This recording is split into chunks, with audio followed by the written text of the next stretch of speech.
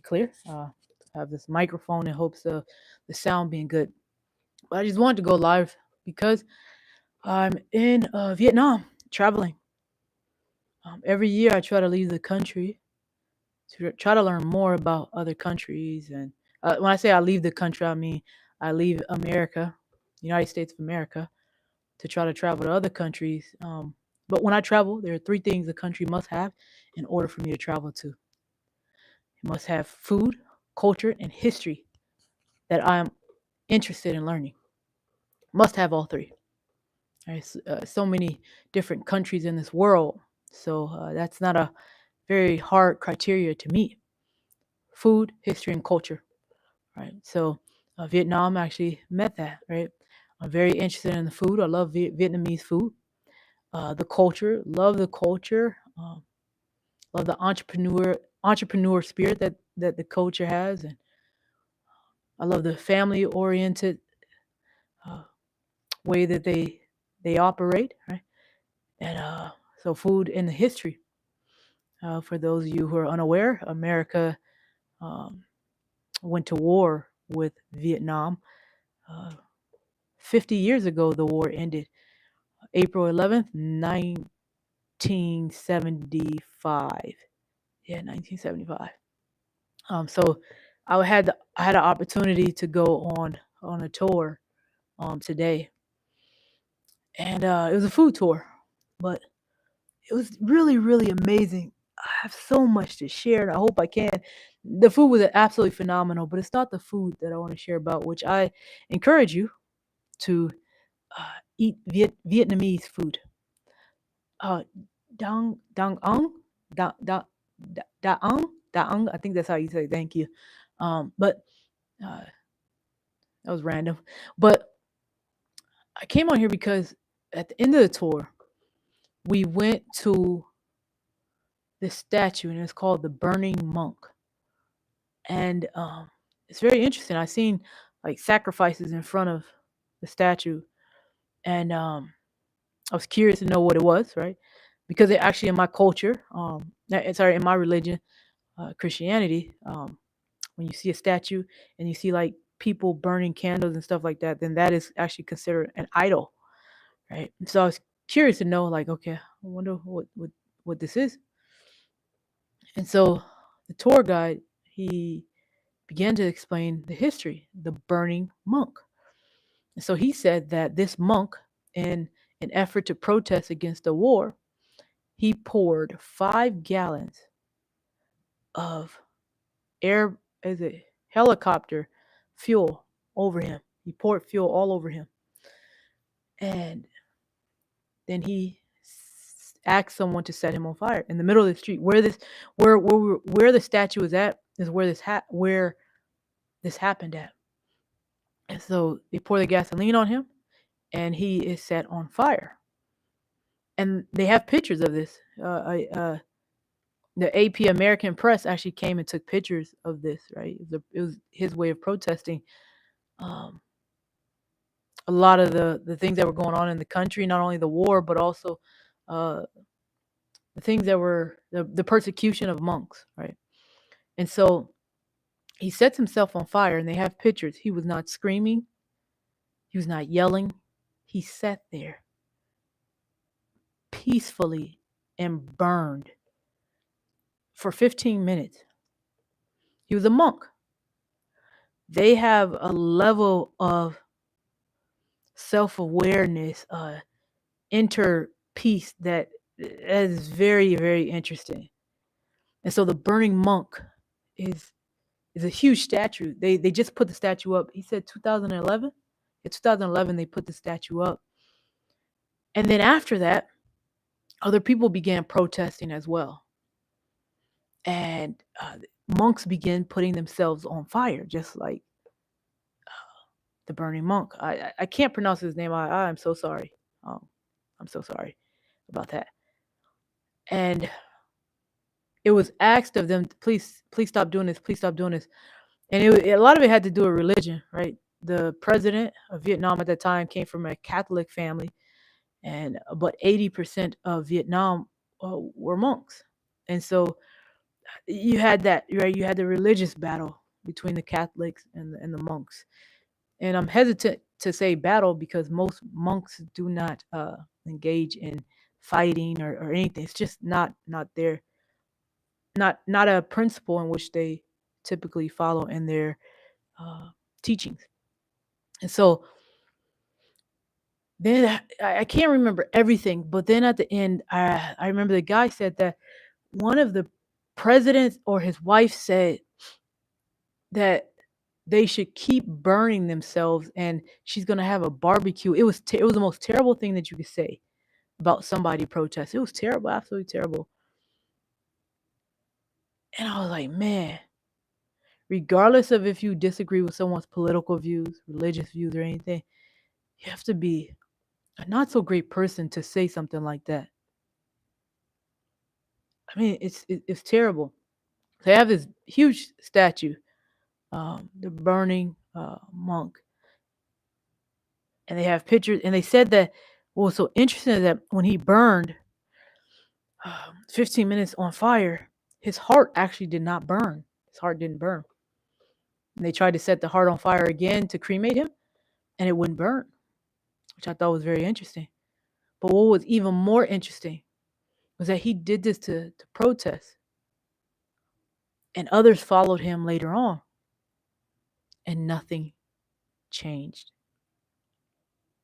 He sacrificed his body, and nothing changed. The persecution, when I say nothing changed, the persecution of the religion continued. Hmm. It was just so interesting to me. So interesting to me. And it- here's something else that's very interesting. So in America, we refer to the war that happened. We could refer to it as the Vietnam War, right? And many people in America actually oppose the Vietnam War. We call it the Vietnam War. In Vietnam, they don't call it the Vietnam War. They call it the American War. Right? And so the city I'm in, Saigon, they refer to it as Saigon when they're talking, but it's called Ho Chi Minh. Ho Chi Minh. Ho Chi Minh was the president that actually uh, led Vietnam to its like freedom, right? Because you had North Vietnam, and you had South Vietnam, right? And of course, France ruled over Vietnam for, I mean, many, many years and decades.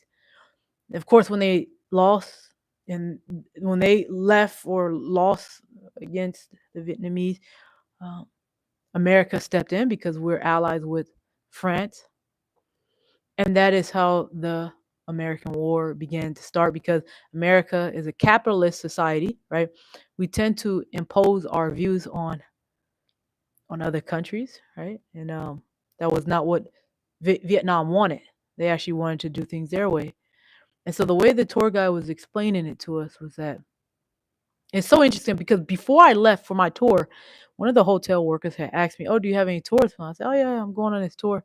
So and I want to go to the War Museum. I'm really interested in going to the War Museum. I'm excited to go there. And he said to me, "We forgive America for what they did, but we don't forget. We forgive, but we don't forget." He said this to me. He's half Chinese and Vietnamese. Then when we were with the tour guide, he said the same thing. He said, "Yeah, we forgive America for the American War, but we don't forget." And he said to me, "I don't have any hatred against you because you're an American." I'm like, "Brother, my people ain't had we too have suffered at the hands of America. I'm not even supposed to be there. I'm from the continent of Africa. Don't know where." but but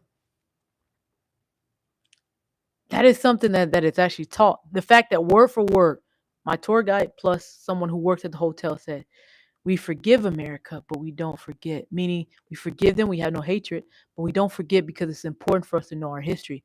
It wasn't like we forget we forgive, we don't forget because we want to hold it against you. No, no, we don't forget because we need to understand our history so that it can never happen again.